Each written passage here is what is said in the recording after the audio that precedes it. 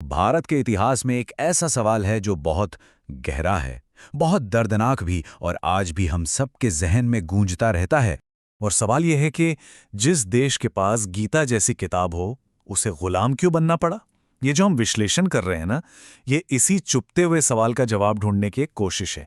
एक ऐसे इतिहास को समझने की कोशिश जो गुलामी की लंबी और उलझी हुई कहानी है।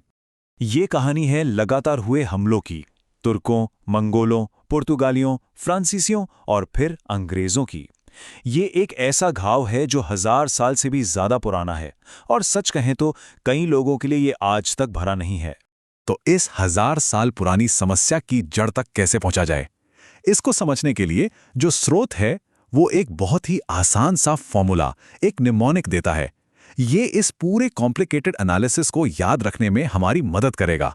और ये निमोनिक है IF कट रिवर्न। अब ये सुनने में थोड़ा अजीब लग सकता है, पर इसका हर अक्षर एक बड़ी वजह, एक बड़ी कमजोरी को दिखाता है। ये कुल मिलाकर 10 कारण हैं और हम एक एक करके इन सबको समझने वाले हैं। देखिए, इस विश्लेषण की सबसे खास बात यह है कि इसकी शुरुआत बाहर से आए हमलावरों से नहीं होती। नहीं, इसकी शुरुआत होती है अंदर से, उन सामाजिक दरारों से, उन कमजोरियों से जिन्होंने हमारे समाज को अंदर से ही खोखला कर दिया था। तो सबसे पहले बात करते हैं 3 सबसे बड़ी अंदरूनी कमजोरियों की। ये हैं आपसी फूट यानी इनफाइटिंग, दूसरी जाति व्यवस्था, कास्ट, और तीसरी संकीर्ण पहचान यानी नैरो आइडेंटिटीज। आपसी फूट का मतलब क्या है? मतलब एक ऐसी हालत जहां बाहर की ताकतें हमारे ही आपसी झगड़ों का फायदा उठा लेती हैं। इसका सबसे बड़ा उदाहरण ब्रिटिश ईस्ट इंडिया कंपनी। वो तो यहां बस व्यापारी बनकर आए थे, है ना? लेकिन उन्होंने देखा कि यहां के राजा महाराजा तो आपस में ही लड़ रहे हैं। बस उन्होंने इसी का फायदा उठाया और धीरे धीरे पूरे देश पर कब्जा कर लिया। और ये कोई एक घटना नहीं थी। इतिहास ऐसी मिसालों से भरा पड़ा है।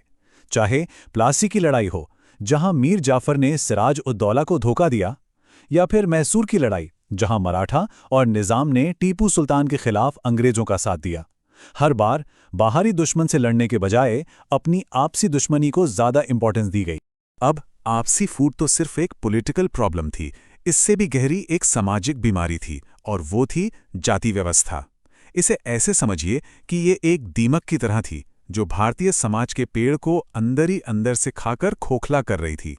जरा सोचिए, एक समाज वो होता है जहां काम आपकी काबिलियत से मिलता है, और एक समाज ये था जहां आपका काम आपके जन्म से तय होता था, जहां आपकी शादी भी आपकी मर्जी से नहीं, आपकी जाति से तय होती थी। जब किसी इंसान की पूरी जिंदगी जन्म से ही लिखती जाए, तो फिर मेरिट की, एम्बिशन की क्या जगह बचती है? लोगों को फर्क पड़ना ही बंद हो गया कि राजा कौन है या देश पर कौन राज कर रहा है। तो ये तो हुई सामाजिक कमजोरियां, लेकिन सिर्फ सोसाइटी का ढांचा ही नहीं, हमारी सोच, हमारी मानसिकता भी एक बहुत बड़ा कारण थी। चलिए अब उन फिलॉसफिकल माइंडसेट्स को समझते हैं जिनकी वजह से गुलामी मुमकिन हो पाई।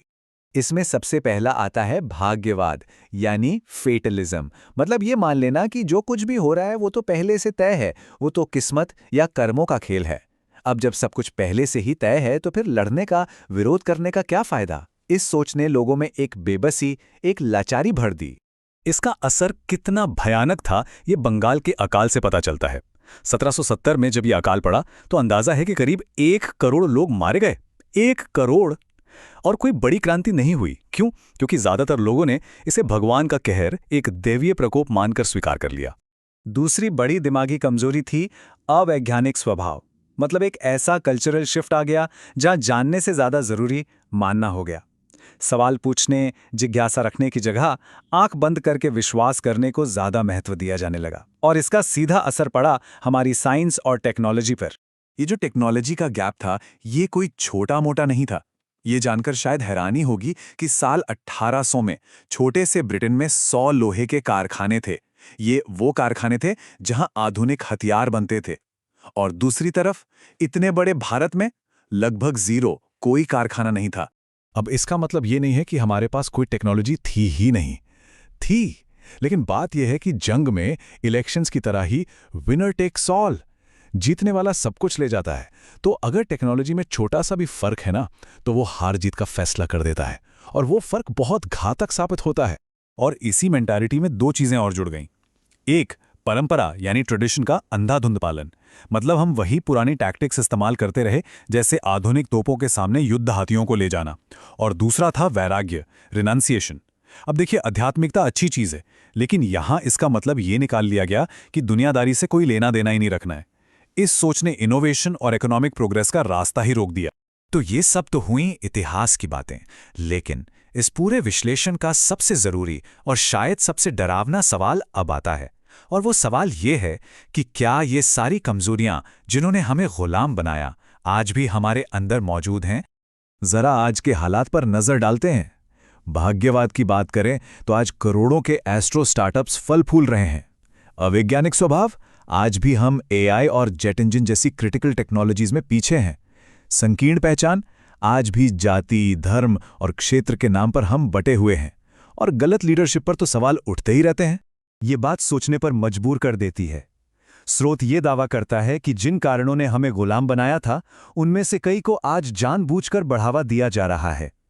मतलब उन पुरानी दरारों को भरने के बजाय उन्हें और भी ज्यादा गहरा किया जा रहा है। और यहीं पर यह विश्लेषण हमें एक बहुत ही अहम सवाल के साथ छोड़ जाता है। अगर हम आज भी उसी रास्ते पर चल रहे हैं जिस पर चलकर हम अतीत में गिरे थे, तो क्या इस बार हमारी मंजिल अलग होगी? ये एक ऐसा सवाल है जिस पर हम सबको सोचना चाहिए।